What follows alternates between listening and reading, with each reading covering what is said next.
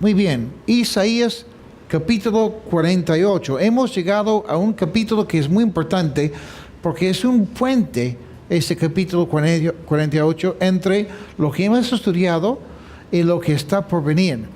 Realmente nos esperan unos capítulos casi al terminar el libro, realmente que son hermosos, lindísimos, porque hablan de las profecías del Mesías, de Cristo. Pero primero, para entender eso, tenemos que ver lo que Cristo nos quiere enseñar en el capítulo 48.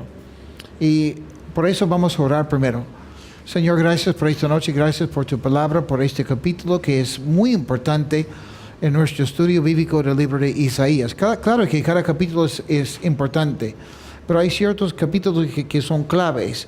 Y pedimos, Señor, que nos des mucha comprensión, mucho entendimiento esta noche. Quítanos cualquier distracción, cualquier cosa que no sea de ti. Te lo pedimos en el nombre de Jesús. Amén. Creo que este capítulo también es importante porque el Perú y todo el mundo está cambiando. Lo hemos visto en los últimos años en muchos aspectos, pero uno de los cambios muy grandes que estamos viendo es que cada vez hay más gente en el mundo y en el Perú que se considera gente religiosa. Cada vez hay más gente secular. Cada vez hay más gente que dice que no practica ninguna religión. Y cada vez hay más ateos y agnósticos. Cada vez hay más personas que no solamente son ateos o agnósticos, sino que son personas que están completamente en contra de la religión, en contra del cristianismo. Tanto así que si tú mencionas algo de Cristo con ellos, se ponen bravas esas personas. Algo que antes no veíamos, por lo menos en el Perú. Antes había respeto por la religión, ¿no? Yo recuerdo que me comentó Betty que hace un tiempo atrás estaba repartiendo los folletos evangelísticos y una chica se dio cuenta que se trataba de Cristo y lo levantó y lo rompió en su cara de Betty así, pero molesta. Yo también recuerdo que hace un tiempo atrás estaba compartiendo el evangelio con un chico en un parque y él se molestó conmigo y me dijo que iba a hacer todo lo posible, que ya había dedicado su vida entera a tumbar al cristianismo.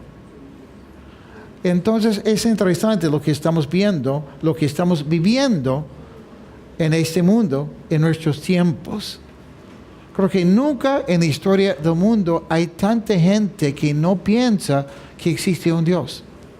Siempre han habido personas así, pero está en aumento esa idea. Está de moda con los jóvenes ser ateos. Los que son jóvenes saben que es así, ¿no? Entonces es importante para nosotros como cristianos saber qué opina la gente. Pero también es importante saber qué opina Dios en cuanto a ese tema. Hemos visto una parte de la respuesta de Dios en los capítulos anteriores, pero en el capítulo 48 nos da una respuesta más precisa. ¿Y por qué? Porque el pueblo ya ha escuchado las profecías de Isaías y los demás profetas. Dios les está advirtiendo: si no me hacen caso, si no hay arrepentimiento, si no hay un cambio de corazón, lo que los espera es ir al cautiverio, ir a Babilonia, donde van a darse cuenta que servirme a mí es mejor. El pueblo sí será conquistado por los babilonios. Pero en este capítulo, cuando Dios habla con su pueblo y habla acerca de los problemas, es interesante porque aunque lo que les espera es Babilonia, Dios no habla mucho de Babilonia. Porque Babilonia no es el problema. El problema no es aquellos que van a conquistar a Israel. El problema que tiene el pueblo de Dios es otro. Podemos decir en cierto sentido que Dios dirá lo mismo o algo muy parecido tanto a los creyentes y a los no creyentes de hoy. Igual que Dios ha hablado con su pueblo Israel en el libro de Isaías, porque hay paralelos para nosotros también. ¿Cuál es el problema principal que estamos enfrentando como una iglesia cristiana el día de hoy? ¿El problema es que hay ateos que luchan en contra de nosotros? ¿El problema es la gente que no cree? Vamos a examinarlo un poco esta noche. Y veremos que igual que Israel, nuestro peor enemigo somos nosotros muchas veces. Pero primero hay que entender el por qué este capítulo 48 es el puente. El puente es un puente porque los capítulos anteriores hablan de la desobediencia del pueblo, del castigo que está por venir, porque van a ser conquistados, como hemos mencionado, y cómo serán rescatados y librados por el rey Ciro, el rey de los medo-persas. Hablamos de eso hace unas semanas y la semana pasada bastante también, o hace 2 semanas, no recuerdo bien. Es lo que hemos visto en los últimos capítulos. Y para nosotros ha sido impresionante, ¿no es cierto? Ver que Dios profetizó 150 años antes, no solo que los medo-persas iban a conquistar a los babilonios y ganarles, conquistarlos sin ni una batalla, sino en una forma sorprendente, sino que Dios mencionó el nombre del rey que lo iba a hacer, que se llama Ciro. Muy bien. Eso para nosotros ha sido pero bacán, ¿no? Claro que podemos confiar en la palabra de Dios porque la palabra de Dios es única. No hay otro libro que puede predecir lo que va a pasar 150 años antes y con tantos detalles y con tanta exactitud. Para nosotros impresionante. Pero ponte en el lugar de los judíos. Si eres judío y vives en el tiempo de Isaías, al escuchar que Dios en el futuro va a usar a un rey pagano, un rey de los medo-persas, para librarte a ti, para librar a tu pueblo, para enviarte de nuevo a tu tierra, para apoyarte a construir el templo, todo lo que Dios había dicho, ¿cómo lo tomarías? Bueno, yo sé que los judíos no estaban muy contentos con esa noticia, con esa profecía. ¿Y por qué? Porque ellos eran muy orgullosos de sí, de su pasado. Ellos pensaban que eran los mejores porque eran judíos, formaban parte del pueblo escogido de Dios. Eran descendientes de Abraham. Ellos también tenían como su profeta Moisés, que les había dado la ley. Ellos tenían el templo, tenían al rey David, que recibió muchas promesas lindísimas y eternas de Dios. Por esas cosas opinaban que eran intocables. No creían lo que los profetas les estaban diciendo. Opinaban que los profetas como Isaías, Jeremías y los demás eran falsos profetas. No podían ver su mismo pecado y su problema, y mucho menos pensar que Dios iba a usar a pueblos paganos para corregirles y para hasta librarles. Hace un tiempo atrás estudiamos el libro de Habacuc, que habla de ese tema también. Pero Dios, ¿cómo vas a usar a gente que es peor que nosotros? Pero es lo que hace Dios muchas veces, ¿no? Ellos en ese tiempo, cuando Isaías está profetizando, seguían yendo al templo, seguían ofreciendo los holocaustos, los sacrificios a Dios, seguían alabando a Dios, cantando salmos, los salmos de David y otros también. Seguían, según ellos, confiando en Dios y en sus promesas y supuestamente sirviendo al Señor. Pensaban que si Dios hizo tanto con Abraham siendo una sola persona, un solo hombre, ¿cómo nos va a defraudar siendo nosotros muchos? Hemos aumentado como pueblo. Somos ya millones. Tenemos el templo. Y si termina el templo, ¿qué va a pasar con la gloria de Dios? Entonces, Dios tiene que mantenernos y sostenernos y aguantarnos porque somos su pueblo. Bueno, yo creo que ya es tiempo de leer un poco de la Biblia, ¿no? Versículo 1. Discúlpenme, pero yo me emociono a veces con eso. Escuchen esto ustedes, los de la casa de Jacob, ustedes que llevan el nombre de Israel y que salieron de las aguas de Judá. Ustedes que juran en el nombre del Señor e invocan al Dios de Israel, aunque no en verdad ni en justicia. Ustedes que reciben su nombre de la santa ciudad y confían en el Dios de Israel, cuyo nombre es el Señor de los ejércitos. Hasta ahí nomás por un momento. Ellos invocaban al nombre de Dios, pero no en verdad. Ya lo hemos visto muchas veces, ¿no? Decían que confiaban en Dios y que le servían, pero en realidad servían a otros dioses. Y al servir a otros dioses, estaban sirviendo a sí mismos. Confiaban tanto en las promesas de Dios y decían, Dios siempre cumple.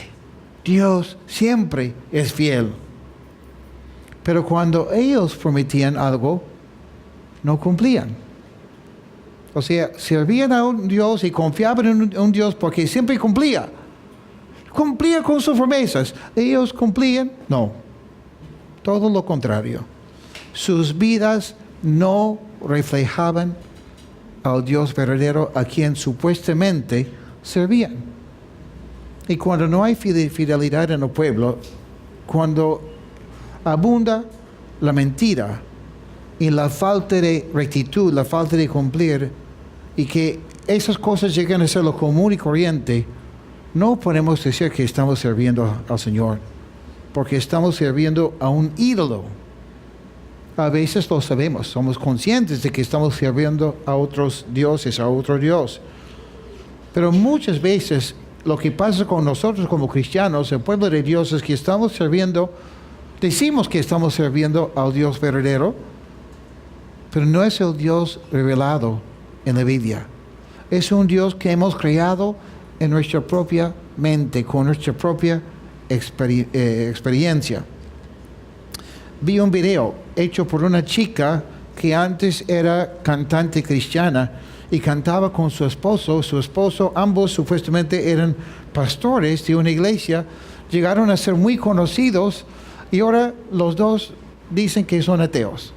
Dicen, poco a poco empezamos a dudar de las cosas que nos habían enseñado en la iglesia. Por eso ya nos sentimos libres, porque ya no creemos en ese Dios que antes cantábamos. Y cuando habló de sus razones por las cuales ya no creía ella en Dios, ni su esposo, me di cuenta que ellos nunca habían entendido realmente la Biblia. Porque ellos pintaban a un Dios que no es el Dios de la Biblia. Y me quedé pensando, ¿cómo es posible que ellos supuestamente servían a Dios en una iglesia y no habían entendido y ni conocido al Dios que supuestamente servían? No podía, bueno, sí podía creerlo, pero con tristeza escuché o vi ese video de esa chica. Versículo 3, los acontecimientos de antaño ya antes los había anunciado. Salieron de mi boca y los di a conocer. Actué al momento y los hice realidad. Dice Dios aquí, yo les anuncié lo que iba a hacer y siempre he cumplido. La idea aquí es que no tienen por qué durarme. Soy único. Nadie más es capaz de decir las cosas de antemano como yo he hecho. Ustedes no solo pueden confiar en mí en la parte intelectual, sino pueden confiar en mi persona y servirme con ganas y con seguridad, porque siempre he cumplido y siempre cumpliré con ustedes. Pero también está diciendo aquí que no hay excusa para no creerle a Dios. Y no hay excusa para no servirle tampoco. Porque si decimos que creemos en Dios y no servimos al Señor, ¿en qué estamos? Y si no servimos a Dios porque no le creemos, eso es puro pretexto. Dios nos ha mostrado tantas cosas, ha dejado tanta evidencia de su existencia y de la verdad de su palabra. dejaron de creer ellos en Dios no porque no había evidencia, ni porque no era lógico. No creyeron en Dios porque no querían. No querían cambiar sus vidas, es una cosa. Pero la otra cosa es que no habían prestado atención a lo que Dios ya les había dicho. Y cuando tú dejas de escuchar al Señor y cuando no quieres escuchar a Dios, pronto vas a dejar de confiar en Él, creerle y servirle. Eso es tan importante, tanto para la persona que no cree, que la primera cosa que tiene que hacer es escuchar. ¿Cuántas veces he hablado con ateos? No me dejan hablar. Mejor dicho, no he hablado con ellos. He intentado. Porque siempre quieren presentar sus argumentos, pero no quieren escucharte. Y mucho menos a Dios. Pero ¿cuántas veces como cristianos también dejamos de escuchar lo que Dios nos está diciendo? Dice Dios aquí, si soy fiel y si cumplo con lo que yo digo, ustedes deberían servirme a mí. Y servirme con la misma fidelidad como yo les he dado a ustedes mis promesas. O sea, no tiene sentido ser ateo, pero tampoco tiene sentido vivir como un cristiano hipócrita. Y ahora, ¿cómo es que Dios describe a su pueblo? Vamos a seguir leyendo. Dice aquí, yo sé bien que eres muy necio, que tu cuello es duro como el hierro y que tu frente parece de bronce. Una persona con el cuello duro es una persona miserable. Yo lo sé porque estoy sufriendo de un nervio acá. Ustedes saben cómo es eso, ¿no? Cuando has dormido en una posición mala y te despiertas y tienes que caminar por allá y mirar por allá y en vez de hacer así, cuello duro. Es terrible vivir así. Pero esta persona con cuello duro, esta persona necia, es una persona que está convencida que tiene toda la razón, que es capaz de argumentar con Dios, es capaz de tener más lógica, más inteligencia que el Dios del universo. Ya hemos visto en los capítulos anteriores que ellos aceptaban los pasajes bíblicos que les gustaban, los pasajes que les parecían lógicas, pero a la vez rechazaban a los pasajes que no les gustaban, que no los veían como conveniente para ellos. Y es exactamente lo que está pasando con muchos creyentes en nuestro tiempo. Hermanos, hay que tener cuidado. Tenemos dos extremos en el mundo de hoy entre los cristianos, o por lo menos dos, hay más realmente, ¿no? Los más nuevos, entre comillas, porque nada es nuevo, es que algunos dicen que hay que ignorar las enseñanzas del apóstol Pablo porque el apóstol Pablo nada que ver. Y se vuelven más como judíos. Ignoran una parte de la palabra de Dios. Y ahora hay una nueva onda en el cristianismo que dice hay que ignorar el Antiguo Testamento, solamente usar el Nuevo Testamento. Porque el Antiguo Testamento es ese Dios de ira y Dios es un Dios de amor. Además dicen esas personas que creen que la palabra de Dios es la palabra de Dios, pero en Juan capítulo 1 dice Cristo es el verbo. Y por eso prestamos atención a lo que dice Cristo, pero a Moisés, a Isaías, a Elías, no. Porque ellos eran hombres falibles. Entonces rechazan realmente la posición histórica y la verdad bíblica que nosotros venimos estudiando hace no sé cuánto tiempo que estamos en Isaías, y antes estábamos en Zacarías, y antes de Zacarías estábamos en Habacuc, y hace tanto tiempo que no estudiamos el Nuevo Testamento en una forma oficial, pero sí creemos en el Nuevo Testamento también, por si acaso. ¿No? Pero es importante porque la palabra de Dios es lámpara para nuestros pies. Y toda la Escritura es inspirada por Dios. Tanto el Antiguo y el Nuevo. Y ahora cuando decimos Antiguo, por favor, no piensen Antiguo porque ya pasó y no es eso. Yo me prefiero decir el pacto anterior o algo así, no sé, ¿no? Pero estudiar y vivir según toda la palabra de Dios. No solo la parte que nos conviene, supuestamente la parte que nos gusta. Porque si escogemos lo que nos gusta e ignoramos o rechazamos la parte que no nos gusta, al final eso sí es ilógico. Y vamos a terminar sin una fe que se puede vivir y sin una fe real. Por eso, hermanos, estudiamos toda la palabra de Dios y hacemos caso a toda la palabra del Señor también. Versículo 5. Vamos a ver qué es lo que Dios va a hacer. Versículo 5 nos muestra, y los versículos siguientes nos van a mostrar que Dios va a seguir profetizando cosas nuevas y haciendo también cosas nuevas. Y a pesar de la rebeldía de su pueblo y a pesar de su necedad y dureza, Dios tenía un plan. Dice aquí, yo te lo anuncié con anticipación, antes de que sucediera, te lo hice saber para que no dijeras, esto lo hicieron mis ídolos, mis imágenes de escultura y de fundición lo ordenaron. Todos ustedes lo han oído, todos lo han visto. Y no lo darán a conocer. A partir de este momento les daré a saber cosas nuevas y secretas que no conocían. Han sido creadas ahora y no en días pasados. Antes de hoy no los habías oído, para que no digas, fíjense que ya lo sabía. Entonces nunca antes lo habías oído ni conocido. Antes de ahora no se había abierto tu oído, pues yo sabía que eres desobediente. Por eso te he llamado rebelde desde antes de nacer.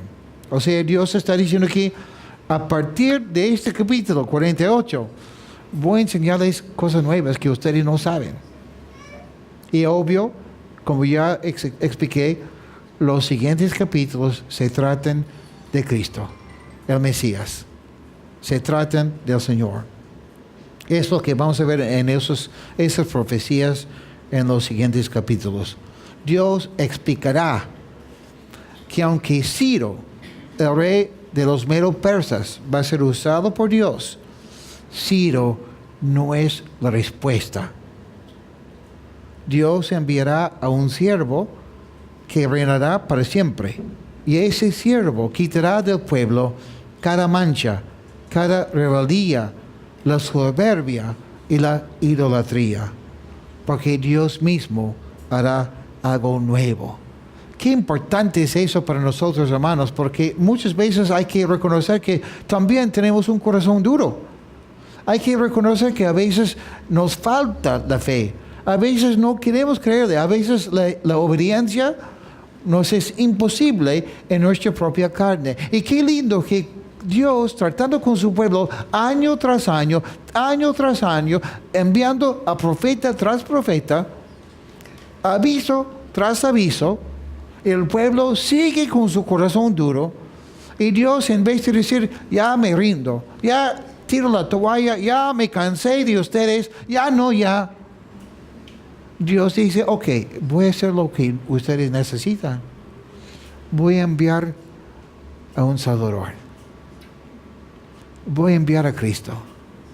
Y Cristo dará su vida por ustedes. Y Cristo, al morir por ustedes, enviará a su Espíritu Santo. Y su Espíritu Santo pondrá en ustedes un corazón nuevo. Un corazón de carne en vez de un corazón de piedra. Pero ya estoy adelantando la cosa demasiado. Versículo 9.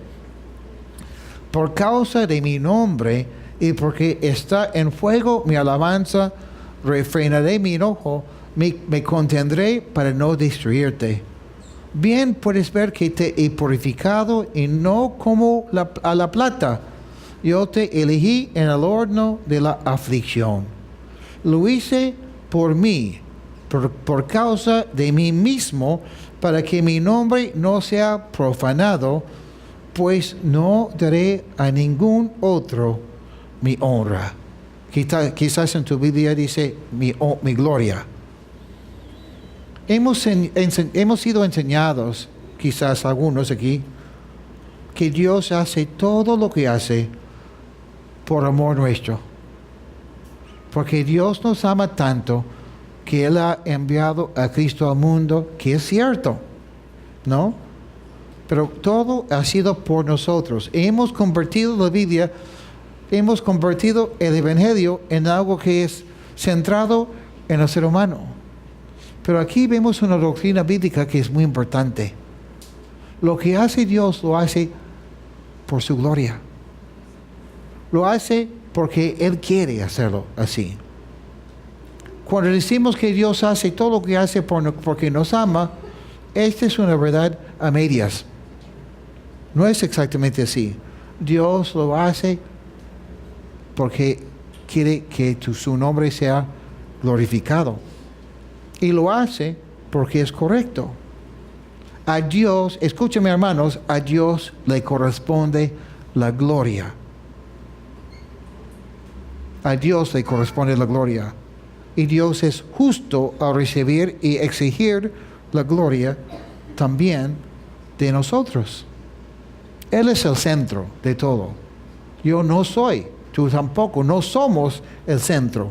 Versículo 12 es importante con el versículo 13 también, porque a partir de este versículo 12, Dios manda a su pueblo a hacer algo. Debemos darnos cuenta de lo que Dios manda a su pueblo hacer y hacer lo mismo también.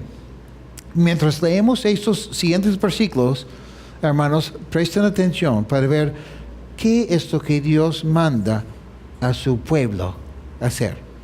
¿Ok? Presten atención porque voy a preguntarles cuál es. Y no voy a pedir voluntarios, sino voy a seleccionar a la persona. Presten atención. Jacob, yo te he llamado. Israel, escúchame. Solo yo soy el primero y solo yo soy el último. Con mi propia mano establecí la tierra. Con la palma de mi mano derecha medí los cielos, y cuando yo los llamé, juntos se presentaron ante mí. Vamos a dar una pausa ahí. Dice Dios, yo soy el primero. Yo soy el final. Yo soy el que hace las cosas. ¿De quién está hablando ahí?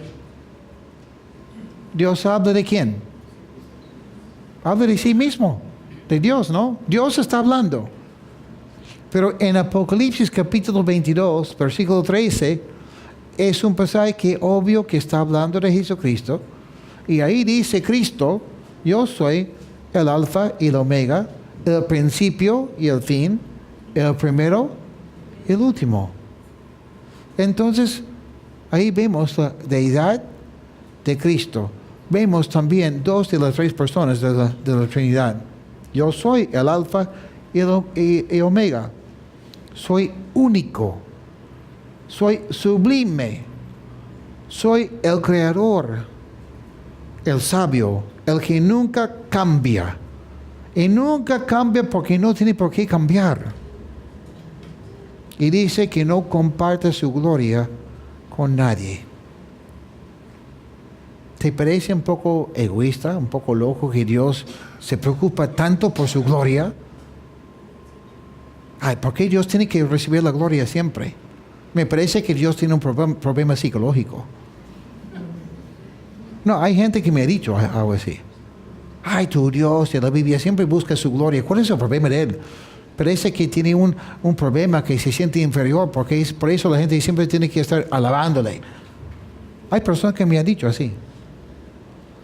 Yo opino así. Yo creo que es bíblico. Qué bueno que Dios no comparte su gloria con nadie. ¿En qué estaríamos en el mundo si Dios tendría que compartir su gloria con gente como tú y como yo?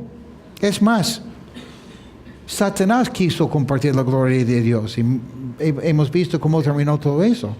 Justo porque Satanás quería la gloria de Dios, estamos con tantos problemas en el mundo de hoy. No, yo estoy contento de ver que Dios quiere recibir su gloria porque Él sabe qué hacer con su gloria, con su vida, con todo lo que hace. Además, Él es digno. Él es digno de su gloria. Versículo 14. Júntense todos ustedes, escuchen. ¿Quién de ellos puede anunciar estas cosas? Aquel a quien yo, el Señor, amo. Discúlpeme. Aquel a quien yo, el Señor, amo, y cumplirá mi voluntad en Babilonia, y descargará su brazo sobre los caldeos. Por si acaso, Babilonia, caldeos, es lo mismo. ¿Ya? Soy yo quien ha hablado. Yo soy quien lo llamó y lo hizo venir. Por lo tanto, sus acciones serán prosperadas. Interesante, porque aquí Dios está hablando en el inicio, y justo en este pasaje cambia la cosa porque escuchamos a una voz distinta. Otra persona opina que es Cristo que está hablando aquí. Pero ¿qué es lo que Dios está mandando a la gente hacer? ¿Qué es lo que Dios está mandando a la gente hacer en estos versículos? Porque lo repite varias veces. Edith. ¿Cómo? Ajá. ¿Juntarse para qué? Para escuchar. Muy bien, sacaste 20. Estabas escuchando, ¿no? Dios manda a su pueblo escuchar. Como individuos y también como gente, como pueblo. Escuchar, prestar atención. Hay tantos errores y cuantas cosas que cree la gente que no tiene ninguna base bíblica, ninguna base tampoco en lo que la gente cree en cuanto a su filosofía, pero en que lo escuchan varias veces de gente, lo repite. Es así porque yo escuché, dicen que es así, yo creo que es así porque así me han dicho, pero nunca han prestado atención a lo que dice la Biblia. Nunca han prestado atención a lo que dice Dios. Es tan sabio, en vez de argumentar o cuestionar, escuchar. Y escuchar a Dios. Por ejemplo, ¿cuántas personas me han dicho que han leído la Biblia? Y cuando empiezo a preguntarles cosas básicas, no saben. Y al final les pregunto, ¿realmente has leído la Biblia? Bueno, unas partes. Pero no me dijiste que habías leído todo. ¿Y cómo es que tú no sabes de esto del otro, no? ¿No creen que es importante escuchar a Dios? La Biblia, por ejemplo, el libro más vendido de la historia del mundo. El libro que ha cambiado tantas vidas. El libro que ha moldeado civilizaciones. El libro que es sobrenatural. El libro que contiene tantas profecías cumplidas. Ay, pero no me interesa. Estás medio loco, ¿no? Yo prefiero creerle a un hombre que recién ha escrito un librito porque él parece muy interesante lo que él dice. También parece que es una persona tan inteligente. ¿Y cuál es su base de esta persona? Es inteligente. Y su base, es científico. Entonces, ¿qué tiene que ver eso con Dios? Mezclan a veces los científicos con la filosofía y terminan diciendo tonterías. No pongamos nuestra confianza en hombres científicos cuando dejan de hablar de la ciencia y hablan de la filosofía. Ese famoso Stephen Hawking y otros que al final terminan diciendo cosas como, bueno, Dios no existe. Estoy seguro que Dios no existe. Cuando preguntan, ¿cómo llegó a existir nuestro universo? Para no complicarlo, dicen, bueno, lo que pasa es que hay otro universo que existió antes y extraterrestres o fuerzas, energías han formado nuestro universo. Ok. Entonces, tú siendo científico, siendo tan inteligente, ¿cómo llegó a ese otro universo a existir? En eso estamos. No quieren admitir que existe un Dios, pero lo dicen en una forma tan compleja y con tanta convicción que la gente lo cree.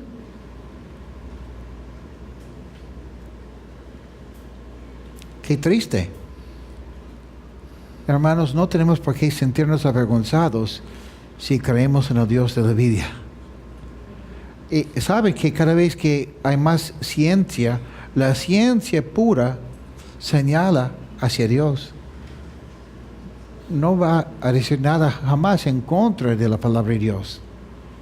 Estudiar la palabra de Dios nos enseña que la ciencia es de Dios, porque toda verdad es de Dios. Si Dios es el Dios de la verdad, toda la verdad es de Dios. Todo ha sido inventado por Dios, creado por Dios también.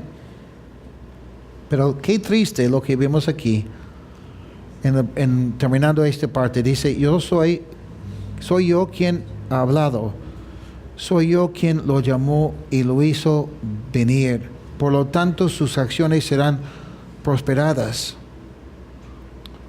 Dios está diciendo ahí, entre comillas, mire, si solamente me escucharan, si solamente me hicieran caso, yo podría prosperarlos, yo podría bendecirlos. Mi deseo es apoyarles, pero no me escuchan. Hay gente que se molesta con la Biblia y hay cristianos que no le dan tanta importancia.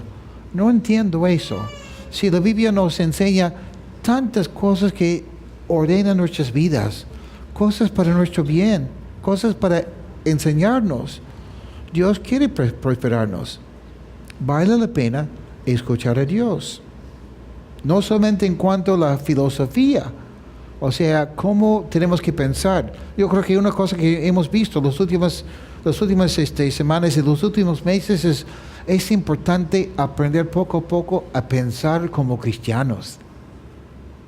No pensar, bueno, así me han dicho, sino tener una buena base en nuestra filosofía cristiana.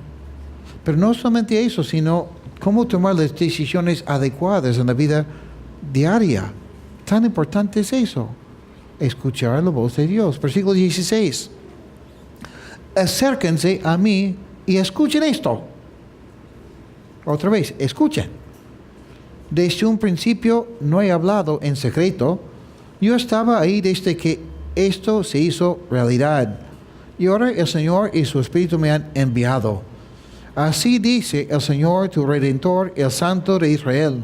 Yo soy el Señor tu Dios, cuya enseñanza es provechosa y que te dirige por el camino que debes seguir. Si hubieras prestado atención a mis mandamientos, tu paz habría fluido como un río y tu justicia sería como las olas del mar. Tu descendencia, tus renuevos serían incontables como los granos de arena, y su nombre nunca sería erradicado ni borrado de mi presencia. Dios quiere y quería bendecir tanto a su pueblo, como repito, ¿no? Más que ellos se imaginaban. Pero para llegar a eso, para recibir esa bendición, ¿qué es lo que requiere ese tipo de obediencia? ¿Cómo podemos llegar a ser tan bendecidos? Versículo 20.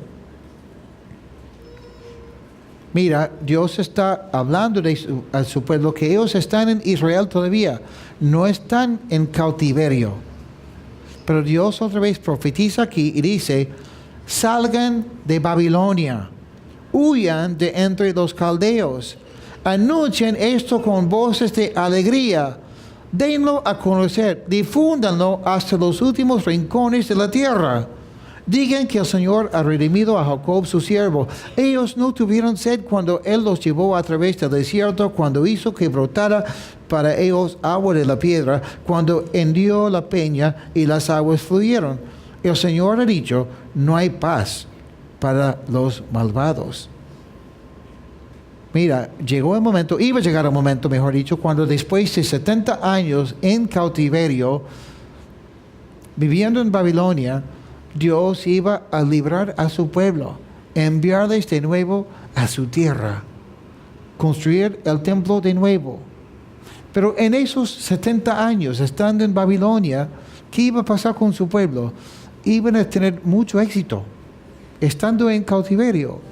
Iban a tener buenas casas, buenos empleos. Iban a estar muy bien ahí en Babilonia.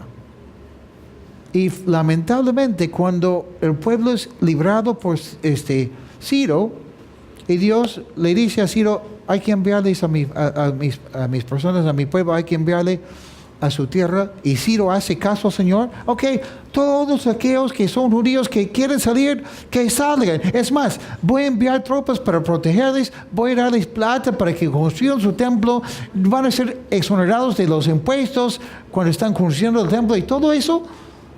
¿Y qué hace el pueblo de Dios? Pero aquí estamos bien. Aquí estamos muy contentos. Además, ya llevamos 70 años aquí.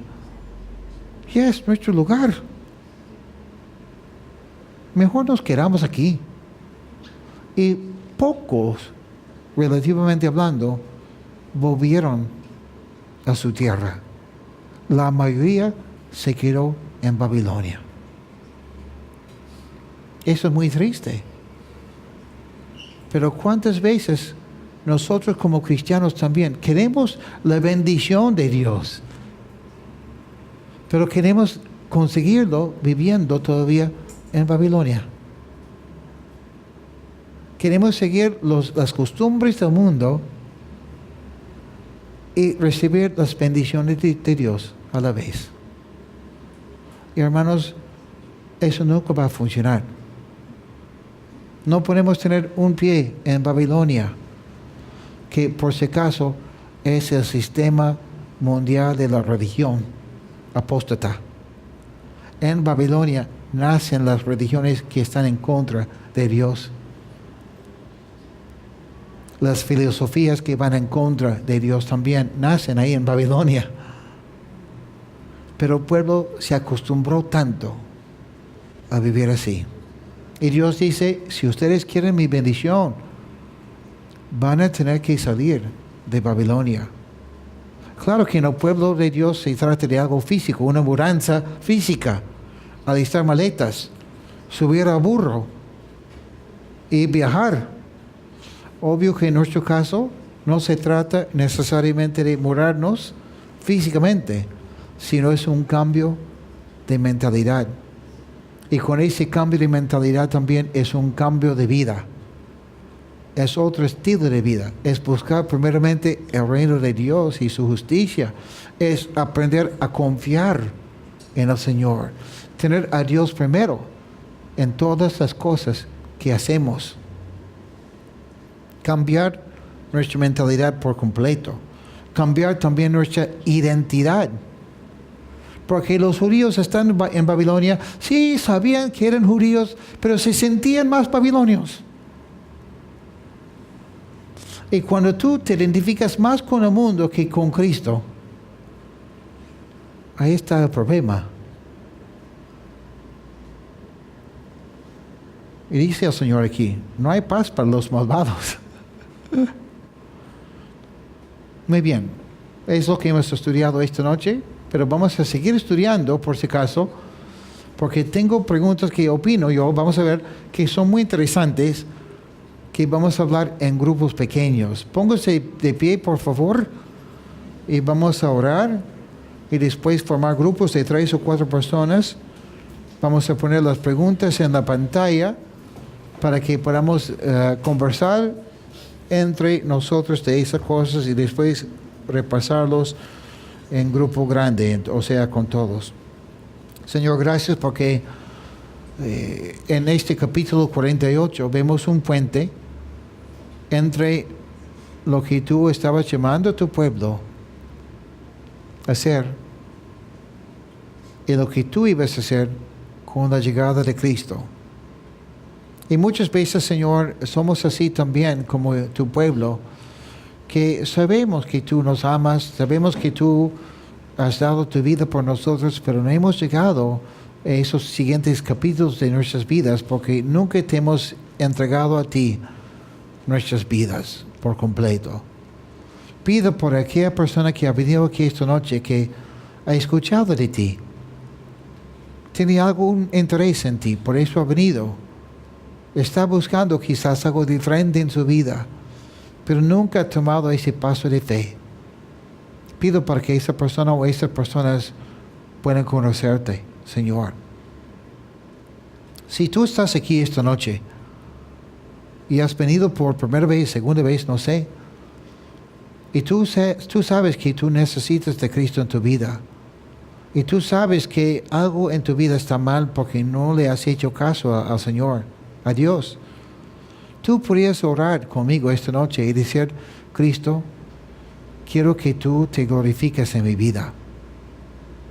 Quiero que tú seas mi Dios personal.